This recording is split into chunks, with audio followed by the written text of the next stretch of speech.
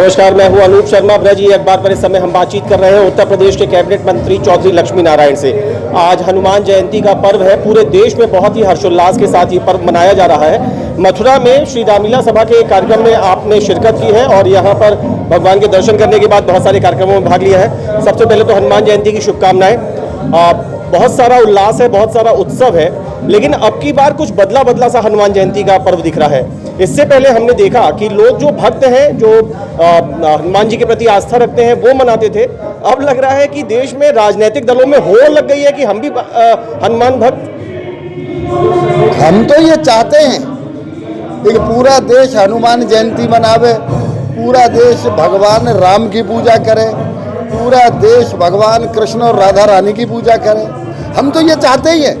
जो लोग ये कहते थे कि राम काल्पनिक है, जो कहते थे जब राम काल्पनिक है तो हनुमान जी काल्पनिक है, यदि वो लोग ये बात मान जाएं तो मोदी जी और योगी जी का मिशन तो पूरा हो गया। तो क्या आप ये मानते हैं कि अब आप अपनी पिच पर बैटिंग करवा रहे हैं? आपने और राजनीतिक दलों को अपने ट्रैक पर आने पे मजबूर कर दिया है। देखिए, एक वातावरण होता है। आज देश का जो वातावरण है वो सनातन धर्म और भारतीय संस्कृति के अनुकूल है। स्वाभाविक रूप से जब हवा चलती है तो उसमें झंझावात में छोटे मोटे पेड़ से उखड़ जाते हैं।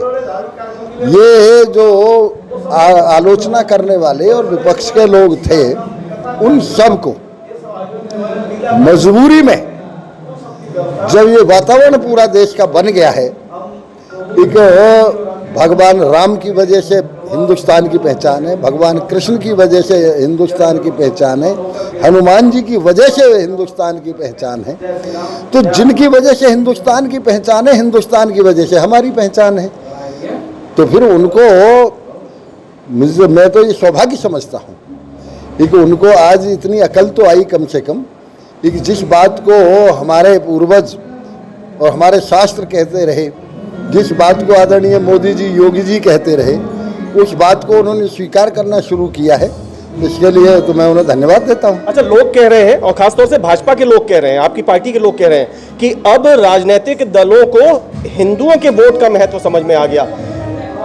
अभी भी वोट हिंदू का, वोट मुस्लिम का, वोट सिख का, वोट ईसाई का, ये कब तक चलता रहेगा? आखिर इससे क्यों नहीं निकल पाता है सारा वातावरण? देखिए, आज हनुमान जयंती है, इसलिए यहाँ वोट की बात नहीं करनी है। आज हमारे आराध्य हनुमान जी, वो भगवान के हनुमान जी से प्रेरणा मिलती है दासत्व भाव की, कि राम का भक्त कैसा हो, हनुमान जी की तरह इसी तरह का व्यक्ति को होना चाहिए।